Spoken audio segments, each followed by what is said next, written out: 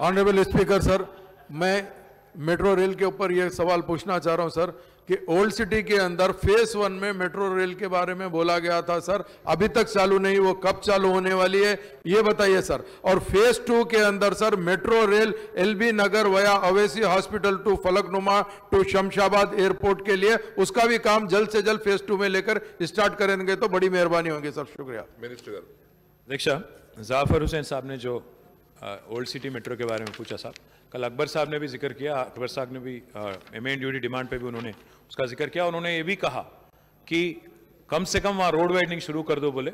हमने ऑलरेडी 100 करोड़ के साथ रोड वाइडनिंग का काम शुरू कर दिया है वहाँ पे। जो अकबर साहब ने आपके लीडर ने रिक्वेस्ट किया उसको जरूर हम मुकम्मल करेंगे। साथ ही साथ ओल्ड सिटी मेट्रो का जो है we are committed to that, will continue to build on that. अस्सलामुअलैकुम, हेलो, हाय, आदाब एवरीवन। दोस्तों मैं आपका दोस्त शहबाज खान, आप देख रहे हैं TNT न्यूज और देखते रहिए TNT न्यूज। Thank you.